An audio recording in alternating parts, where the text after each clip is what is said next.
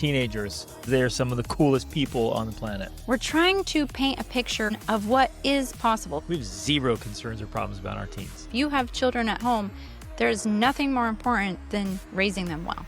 That is an indication that you are not strategically parenting. The reason they don't have great parenting skills is because they've never been exposed to it. Hey there, this is Greg Denning. We want to reach as many people as possible and help as many families as possible with these conversations. And we want to keep this podcast ad-free forever. You can help us do that by subscribing on Spotify or Apple Podcasts or wherever you listen, your favorite platform, and on YouTube.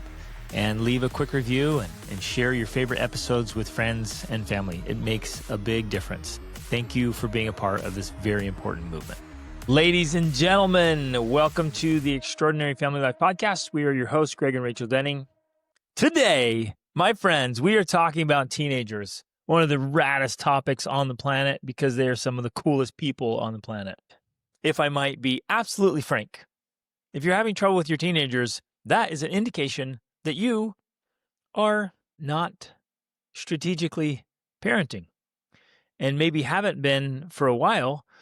And so you're just reaping rewards from former behaviors. And I know that can be painful to hear, but it's actually the most powerful thing you can hear. It's the most important thing you hear. If something's off with my kids, I don't look at my kids and be like, oh, there's something wrong with my kids. I need to send them to some kind of camp, or I need to send them to somebody to fix them or whatever. I need to stop and be like, whoa, what am I doing or not doing that's making this ineffective or making it harder than it needs to be? Well, yeah, the most painful truths are often the most powerful truths, because what that means ultimately, that's what I love about the whole idea of personal responsibility and accepting responsibility for the outcomes in your life. It means you can actually do something to change it. If the fact is that teenagers just are stinkers and annoying and trouble no matter what, then yeah, I get it. Then that sucks. And that's the attitude. That is why people have that attitude, is because they do believe that. They just believe that this is just how teenagers are. Because they don't understand that there's a lot more that we can do as parents to make the teenage years actually enjoyable and something that you love instead of something that you loathe. Exactly. And it should be something we celebrate, enjoy. Yeah. It should be a stage and a phase of life. It's some of the it was amazing. It is some of the funnest times of parenting. Yep. I mean, sincerely, I believe that, because that's when your children actually start, from my experience, become your friends. I guarantee right now, a lot of people listening to this are like, you're not supposed to be friends with your kids. You're supposed to be the parent. And so that's what I'm saying. Like, the only way you can be friends with your kids is if your kids are super mature and responsible and like easily capable, influenced. They have to be very capable, very competent. They have to be well-rounded. They're respectful and they respect you. Yeah. Well, and they understand life, and they understand rules and laws and accountability. You guys, we have zero, and I'm not over exaggerating. I'm like, we have zero concerns or problems about our teens. Zero. Mm-hmm. I would say the majority of teens, at least in our culture, are still childish. Mm-hmm. And so that friend stage, if it ever comes, it comes much later. But if your kids are mature and responsible and fun and pleasant to be around, and you love spending time with them and they love spending time with you, it's awesome. That's the epitome of awesome family life. The point of all of this, we're trying to paint a picture and a vision of what is possible, because I don't feel like we're anomalies. Like, we're not some aliens from another planet that are doing something humans can't do. We are human beings. Like, we came from normal families, normal teenage experiences. I was the epitome of a horrible teenager. I literally was. Like, I was rebellious. I was disrespectful. I was rude. I was that teenager that people describe. That was me. So we come from that background, and we're painting a picture of what's possible, because very often, I mean, Brian Tracy has said before that the reason many people are not wealthy is because they've never been exposed to it. And I think that principle applies to everything else in life. The reason they don't have great families and great parenting skills is because they've never been exposed to it. So exposure and a vision of what is possible is the first step. You can't create something that you don't know exists. That's what we want to talk about today, is like, how do you get something different? How do you create better relationships? The principles that are working, not just our luck. And for those who are new to the podcast, I grew up in a broken home, was out on my own as a teenager. I only want to paint that picture so that none of you think, well, okay, if you two just came from these wonderful families and you have this advantage in life, you had parents that showed you how to raise teenagers. Neither of us had that. And we had to figure this stuff out. And we were very deliberate and strategic about it. And that's why it worked. And so if we can do it, you can do it. Anyone can do it. Well, and plus to explain the process too, it was very much a trial and error, and we figured out things that worked by experimenting and then did more of those things. So it's not like, there was no mistakes and it was perfect the whole way and that we never had any conflict. That sort of stuff happened, but we were able to be strategic in figuring out what worked and what didn't, and then to stop doing the things that didn't work and start doing more of the things that did work. So by the time our second teen, our third teen, our fourth teen, now our fifth teen, we're like, okay, we know what is working, and we can get more consistent results with it because we figured it out, right? That I would say is our super simple superpower that we can share with anybody. It can be anybody's superpower. Those of you listening, like it's like we just kind of hand it to you. Now, noticing isn't just enough. You have to research it. You have to study. You have to practice. So when you get out and do this with everything in life, when you get out and you try a lot of things and you try them quickly and you try to implement a lot of strategies and you're watching and really paying attention, you're being deliberate about what you're doing, you collapse time. So what would take somebody years to figure out, you can figure out in a few weeks because you're just trying a lot of things and paying really close attention. Yeah. Most of us are just rolling along, kind of dazed and confused with our fingers crossed, hoping our kids turn out. Right. I have noticed that people will realize there's some issue with their child or their teen, and yet they take no action on it. They do nothing about it. They might reach out and ask a question, but then when it gets right down to actually taking steps, they procrastinate or they dilly-dally or they never make a decision. And so months and years will go by and they never do anything to actually try to make a difference or to solve the problem. I think that is one of the fallacies that many parents face, is that they just don't have any sense of urgency about, I need to do something about this and I need to do it now, not tomorrow, not next week. Our approach has always been to pay attention to the warning signs, which are the small things. Like unless you have a good relationship with your teen and they are healthy and happy, everything else is pretty much a warning sign. One thing that a lot of good parents don't realize is that the warning sign that they often mistakenly assume is normal behavior. Like, oh, that's normal, tween or teen behavior. You gotta start distinguishing, like, what are the warning signs, the ones that have to be addressed immediately and do something about it. So yeah, I would plead with all of you, do not procrastinate. Don't hesitate.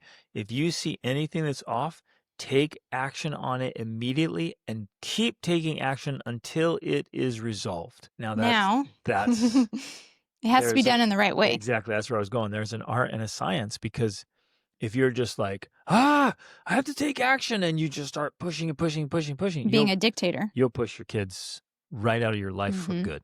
You'll actually create the very thing you don't want. You'll cause more problems. The action you need to take is actually on yourself.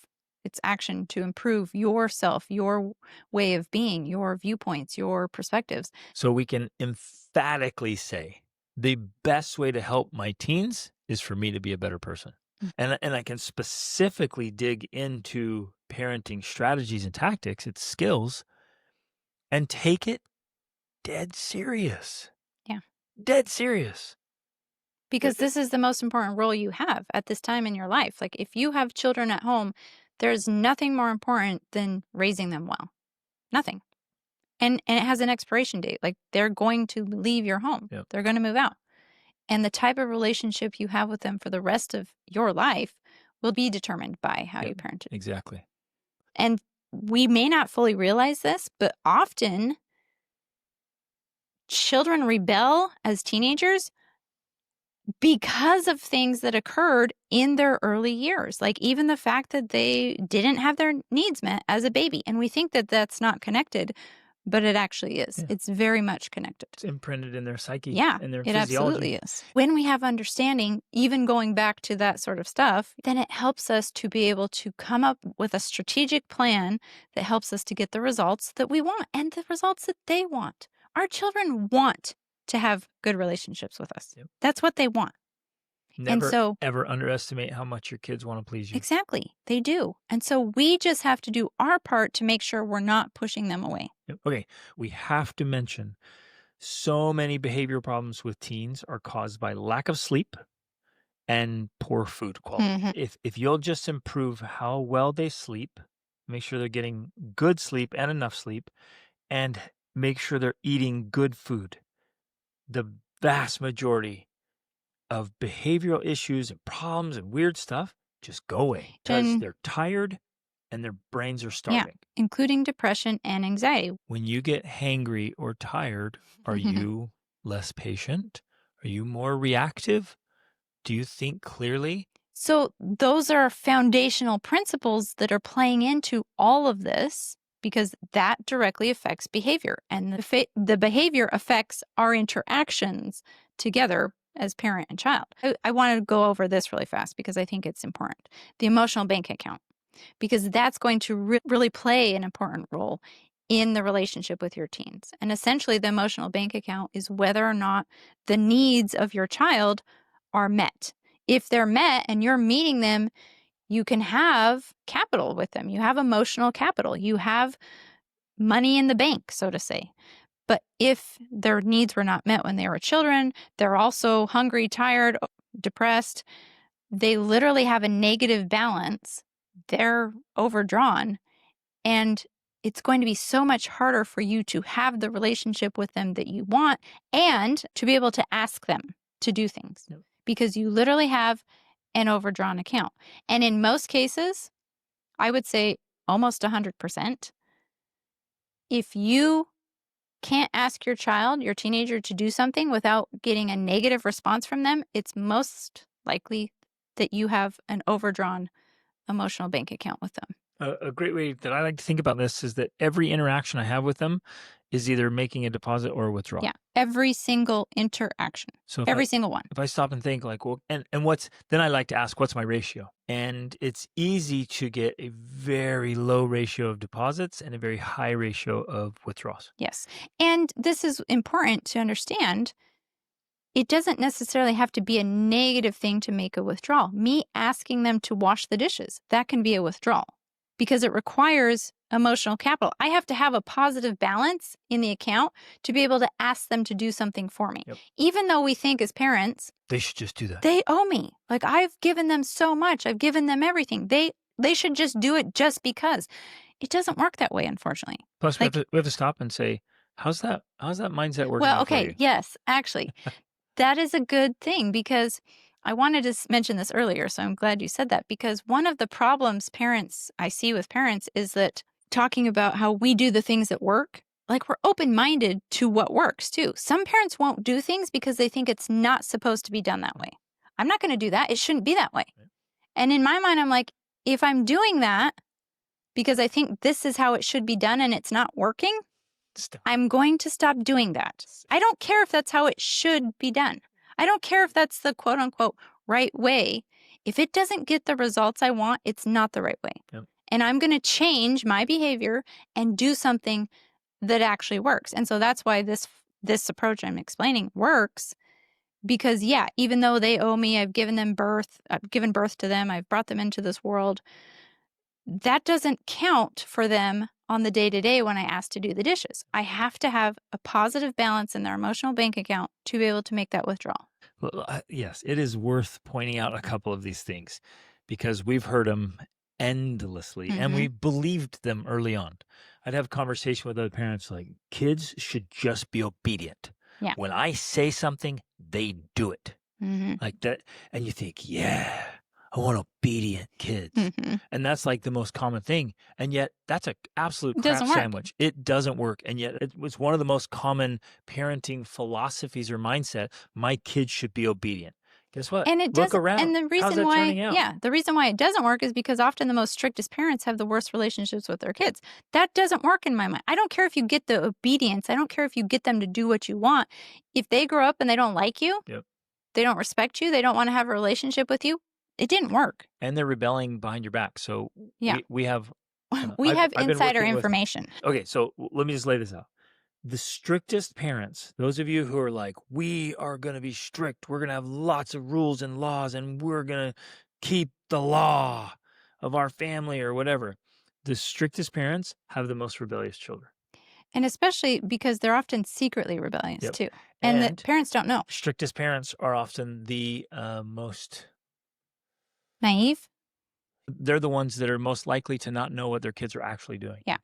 Because And if we you're really also- strict, your kids get very, very good at hiding. Right. Which their was behaviors. me too. I was that teen.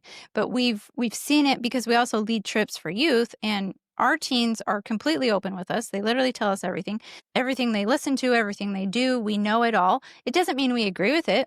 I don't agree with all the songs my children listen to, but the point is they don't have to hide it from me. They know that they can listen to it when I'm around because we have that open type of relationship, and they can be themselves in front of me.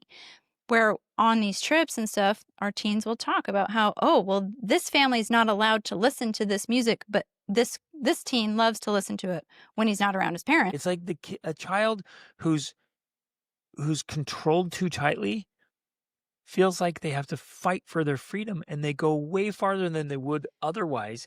They feel Yes. almost forced to Well- go too far because of that kind of strict Right. parent. And I can speak to this personally because that is exactly what happened to me when I was a teen. My dad was very controlling out of the goodness of his heart. And it just is human nature, I think, that actually backfires and has the opposite effect. So I was making decisions, and I vividly remember this. I made decisions not based off of what was best for me and what I actually wanted, but whether or not it would make my dad mad. That's not the place you want your teens to be. You don't want them to You were make a trying to decision. make him mad. Oh, I was trying to make him Yeah. mad.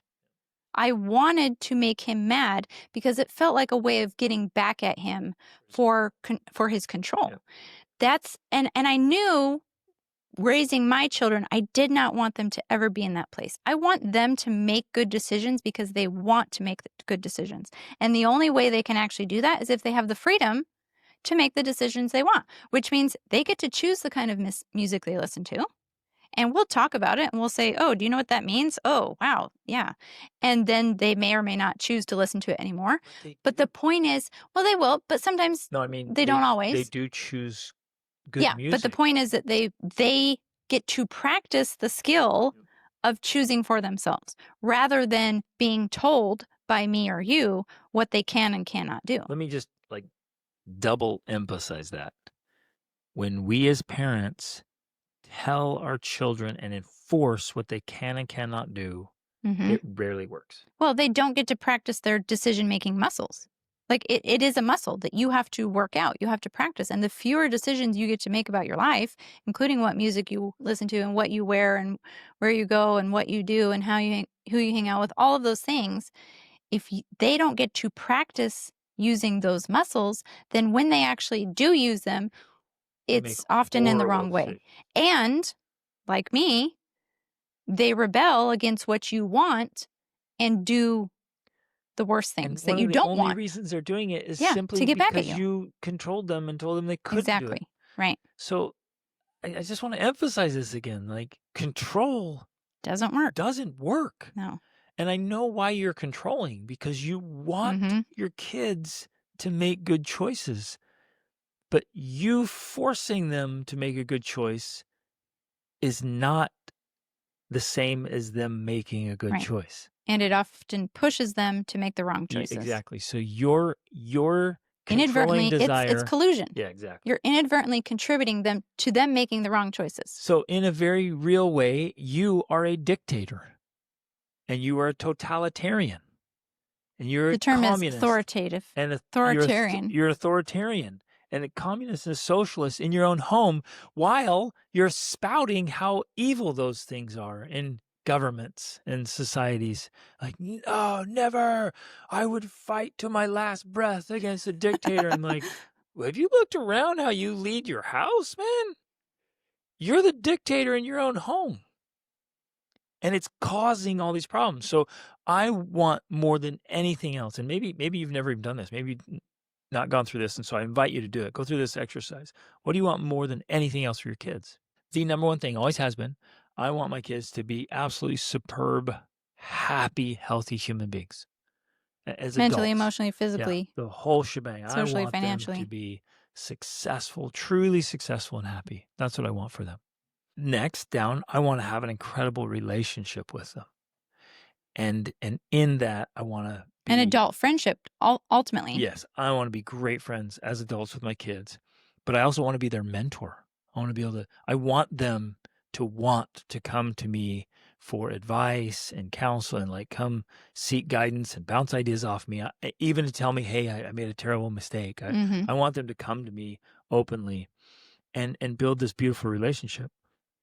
And so wanting those 2 or 3 things the most, more than anything else, I got very strategic about what actually works to create those results. Not what I heard about, oh, well, here's another example. Kids just have to work around the house. Like, I do all this stuff, so they have to do their part, and they're going to do it, and there's no choice. Like, all day, every Saturday, chores. Right? I hear this stuff. And I look, I'm like, how's that working out for you? Like, oh, it's great. Everyone does chores all day, every day, Saturday. We get so much done. It's great. Like, well, what do your kids think about it? Are they willingly helping out? Are they just counting the days until they get out from under your thumb? Are they, again, I mean, we have to stop and say, how's that working out for you? You have these strict ideas, these really fixed mindsets about how things are supposed to be.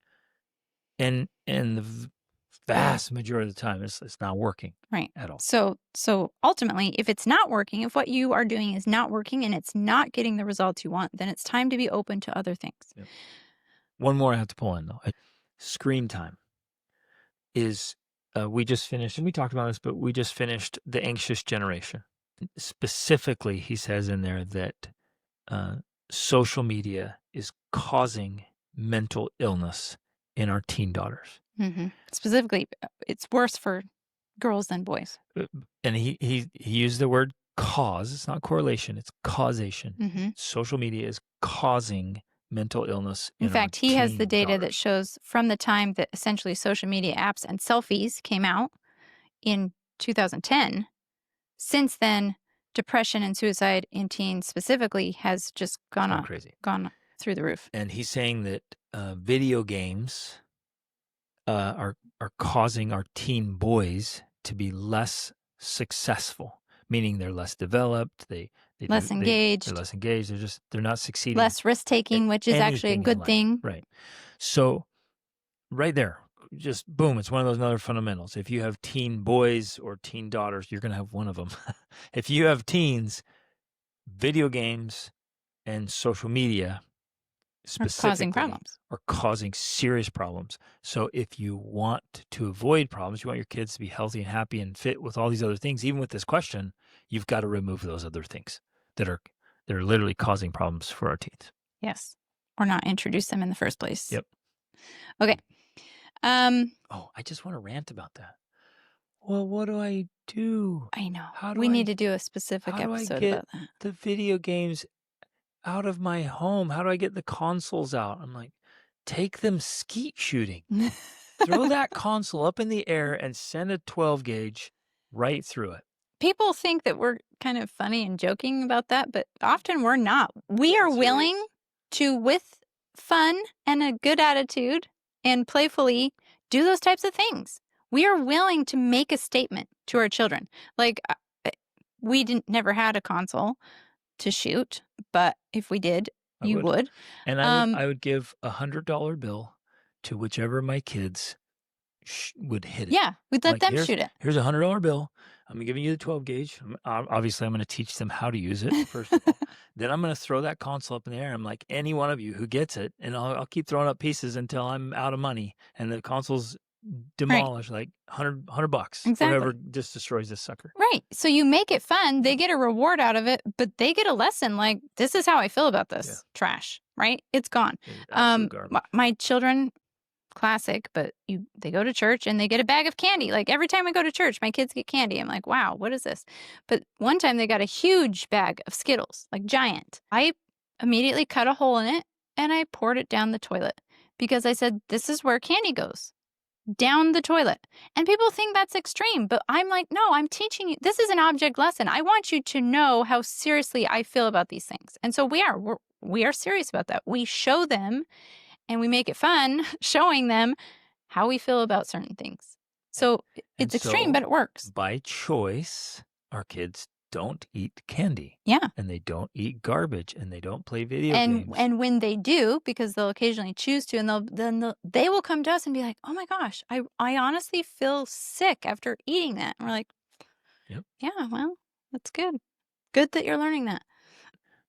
The most powerful influence you have on your children's life is earning their respect. Mm-hmm. If your children respect you, they will listen, they will obey, they will follow, they will love you if they respect you. But if your life and your way of being isn't respectable, you're making it really hard for them to respect you. And if that respect is not earned, because that's what I mean. Yeah. Going back to the idea of, well, we think they should just respect us just because we're their parents. Bogus. Unfortunately, it doesn't work that way either. And it shouldn't. It shouldn't work that way. You should not. Nobody just gets respect. Just because. And you're like, well, I'm the parent. So? Well, I wiped your butt. I don't care. Well, I pay for everything. So what? None of that earns respect. Respect is earned. It is only earned. And if you as a parent are not earning respect, you're going to have the hardest time ever getting your kids to respect you and to engage in all these things. So respect is earned. Be the caliber and kind of person that easily earns and gets respect. And everything changes. It's amazing. Okay. Good? Yeah. Love it. That was a lot. Fantastic. Of stuff. Excellent. Excellent. And I just want to reemphasize the teen years can be some of the sweetest and best years of family life. Mm-hmm. I've loved every stage. I sincerely have loved every stage. And I love this teen stage. There's so much we get to do. And we're just playing and working at a much higher level now. Mm-hmm. I mean, I work hard with my kids, and man, I love working hard with them, and they love it. We play hard, and man, I love playing hard with my kids, and they love it. It is such a cool part of life, and you can have it too, listeners, because it's just strategy. This is formula. It's just skills. And as we work on those things, we can get those same results and outcomes. So don't give up hope of that. Don't ever lose the vision of having your teen years be that way in spite of everything else you see around you, which is not stellar. It's mediocre at best. But you can hold up a higher vision and make it a reality. Okay. Love you guys. Reach upward.